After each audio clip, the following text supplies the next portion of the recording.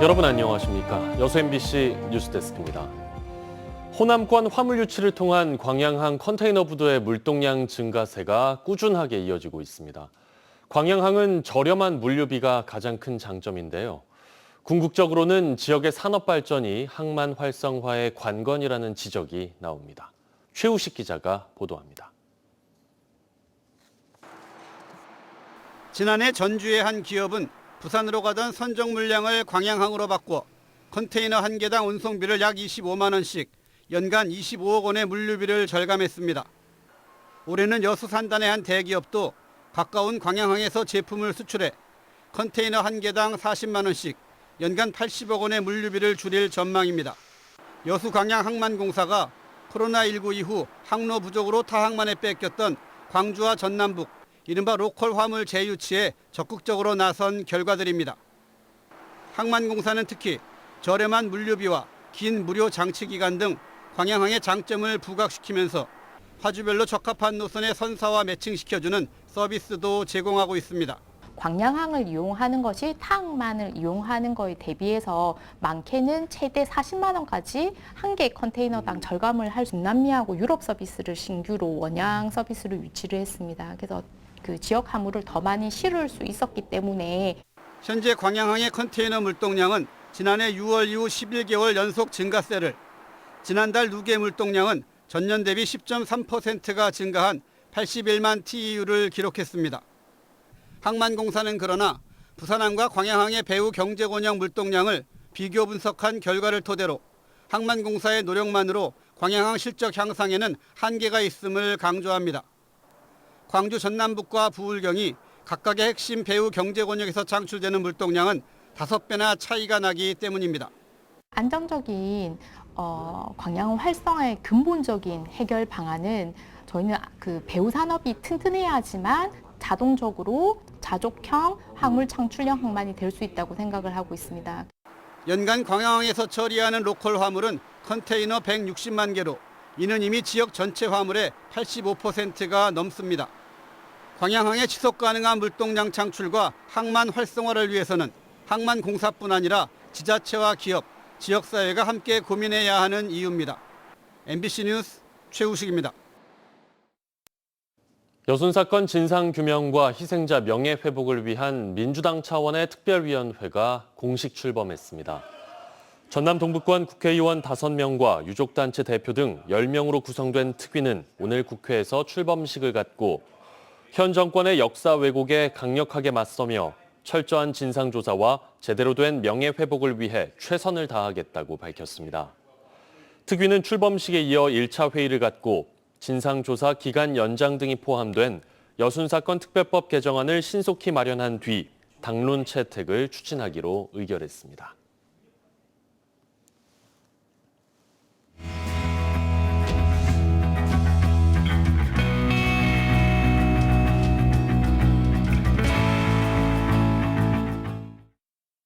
세계에서 하나뿐인 명지대학교 바둑학과가 갑자기 문을 닫기로 결정하면서 순천 한국바둑고등학교 학생들이 혼란에 빠졌습니다.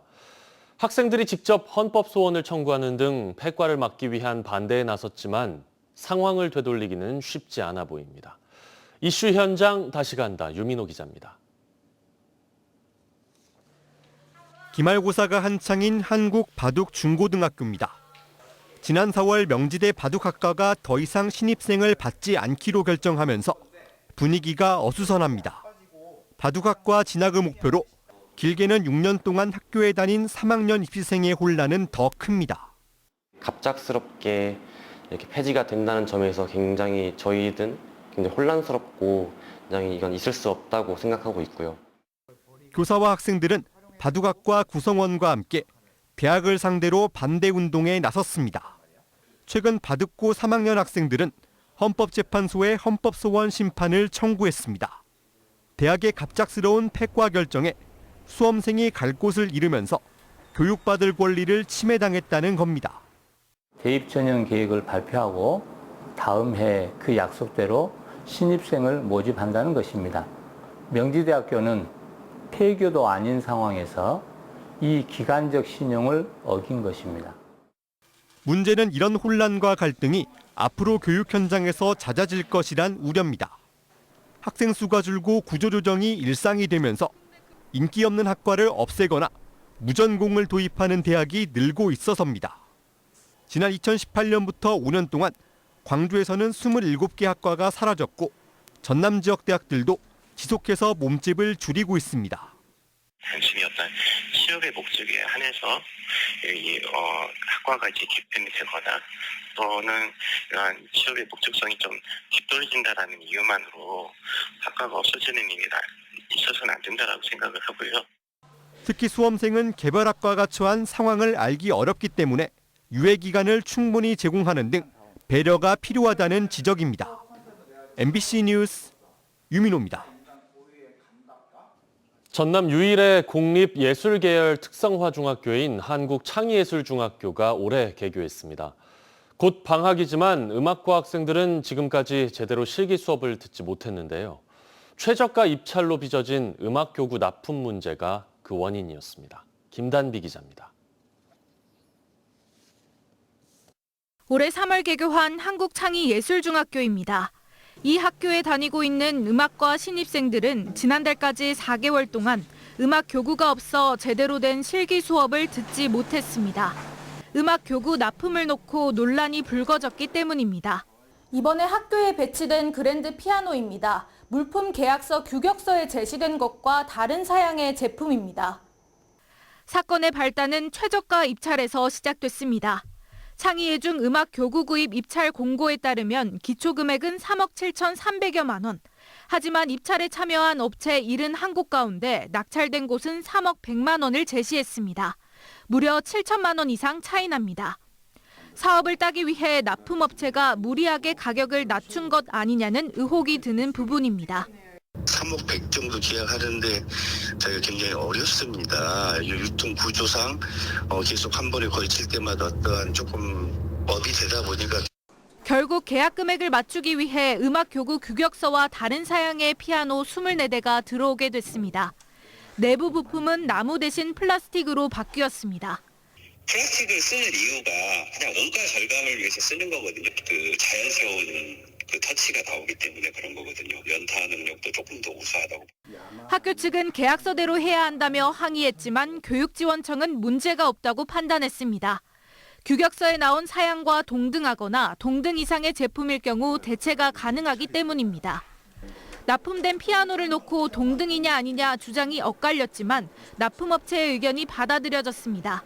3자 대면을 통해서 하였으나 그것도 좀 여의치가 않았습니다. 그래서 고문 변호사라든지 도교육청의 자문을 구해서 최대한 공정하게. 정상적으로 계약이 이행됐더라면 모든 음악교구는 2월 말에 학교에 들어왔어야 합니다. 하지만 교육지원청과 학교, 업체 간 갈등이 길어지면서 중학생들은 거의 한 학기 동안 고등학교 피아노를 빌려 수업을 들었습니다. MBC 뉴스 김담입니다. 도박을 하다 적발된 여수 시의원에 대해 시의회가 경고 처분을 내린 것을 두고 비판이 이어지고 있습니다.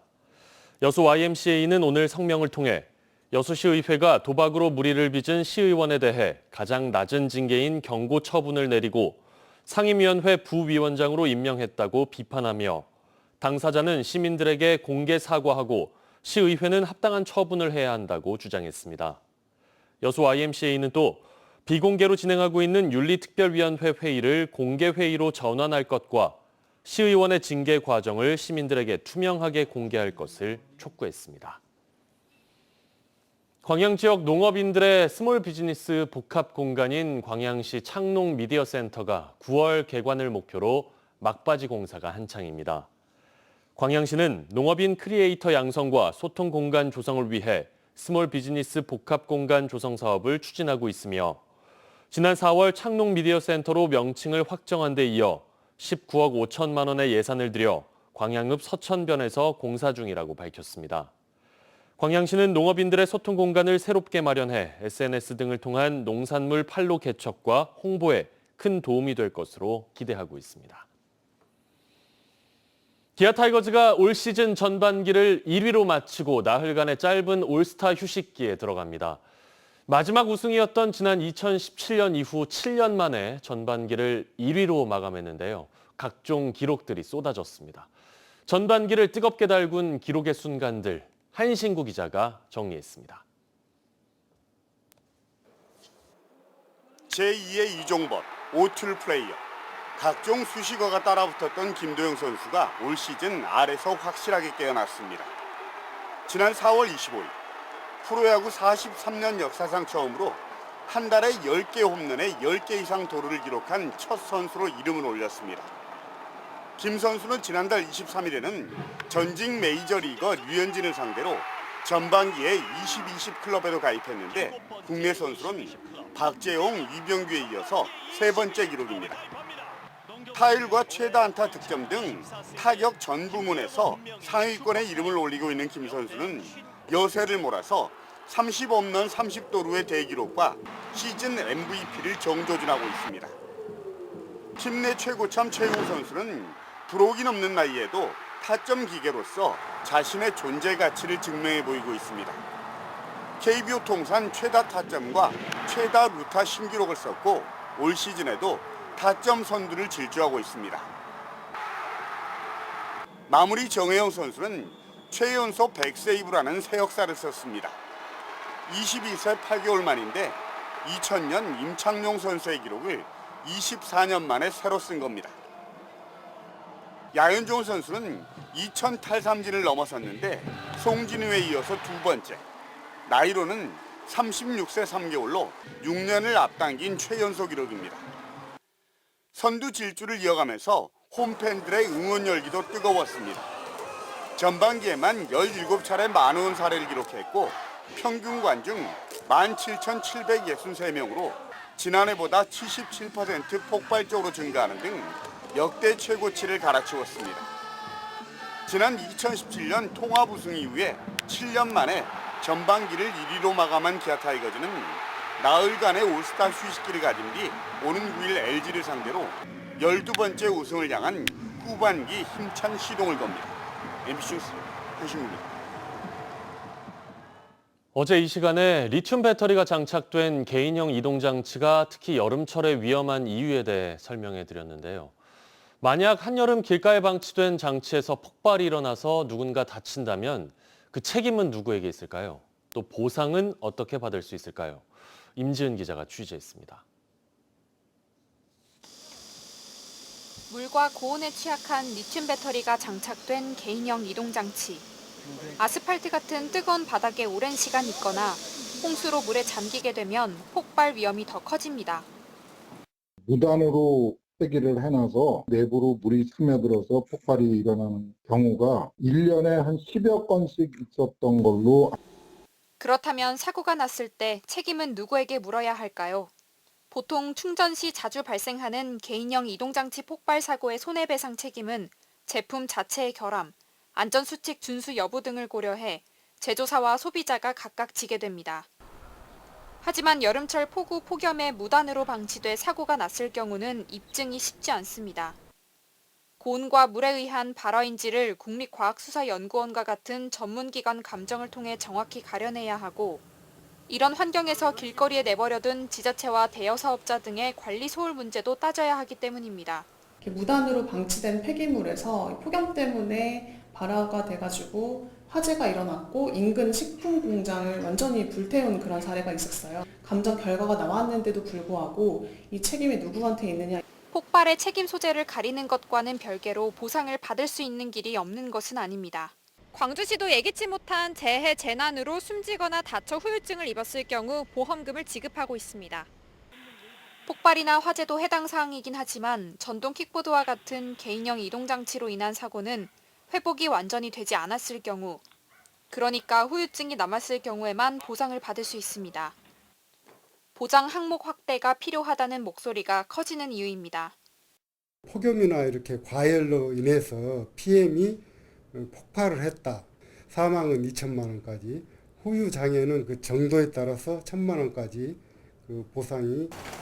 최근 5년 동안 개인형 이동장치 폭발 사고는 모두 551건, 이 중 3명이 숨지고 69명이 다쳤습니다. 새로운 교통수단으로 빠르게 자리 잡고 있는 개인형 이동장치. 보상 제도의 사각지대도 속도감 있게 좁혀져야겠습니다. MBC 뉴스 임지은입니다. 오늘 체감 온도가 33도까지 오르는 덥고 무더운 날씨가 이어졌습니다. 이 더위는 당분간 계속되겠는데요. 내일 전남 동부권의 기온은 최저 23도에서 최고 31도로 오늘과 비슷하겠습니다. 바다의 물결은 남해서부 앞바다에서 최고 1m, 먼 바다에서는 1.5m로 일겠습니다. 내일은 대체로 흐린 가운데 새벽에는 많은 비가 내리겠습니다. 이번 주 내내 비구름대의 이동 속도가 빨라 강수 확률이 유동적이니까요. 외출하실 때 유의하시기 바랍니다. 여수해경이 바다에 오염물질을 불법으로 배출한 선박 2척을 잇따라 적발했습니다. 지난 2일 140톤급의 한 어선은 돌산도 인근 해상에서 500m 길이의 기름을 유출한 혐의로 해경에 붙잡혔습니다. 해경은 다음 날 화물탱크 3척 후 발생한 세정수 30톤을 바다에 버린 또 다른 선박을 추가로 붙잡았고 두 선박을 상대로 정확한 배출 경위와 고의성을 조사하고 있습니다. 순천시가 민선 8기 후반기 조직 개편과 함께 성과 중심의 인사를 단행했습니다. 순천시는 민선 8기 남은 2년 전남권 의대 유치와 차세대 공공자원화 시설 등 현안 사업들의 추진 동력을 확보하기 위해 조직 개편과 함께 4급 승진 의결 5명을 포함한 모두 106명의 승진과 351명에 대한 전보 인사를 단행했습니다. 시는 오는 8일자 인사에서 연공 서열과 관계없이 능력과 성과에 따라 발탁하고 특별 승진 제도도 처음 도입해 MZ세대 공무원들을 중심으로 한 공직사회 내 사기를 증진하는 데 중점을 뒀다고 밝혔습니다. 여수시가 시민안전보험 보장 항목을 확대했습니다. 여수시는 보장 항목에 강력, 폭력범죄 상해 비용과 성폭력범죄 위로금 등 6가지를 추가했다고 밝혔습니다. 추가된 보장 항목은 올해 6월 10일 이후 발생한 사고부터 적용되고 여수시 자전거 보험 등 다른 보험과는 별도로 중복 신청할 수 있습니다. 대통령 직속 지방시대위원회 2024년 지역균형발전사업 시도 우수 사례 전남의 사업 2건이 선정돼 전국 최다를 기록했습니다. 전남도는 친환경 농산물의 생산, 가공, 유통 기반을 마련해 규모화하는 친환경 농업 기반 구축 사업과 지역 농촌 지도 사업 활성화 지원 사업이 높은 평가를 받았다고 밝혔습니다.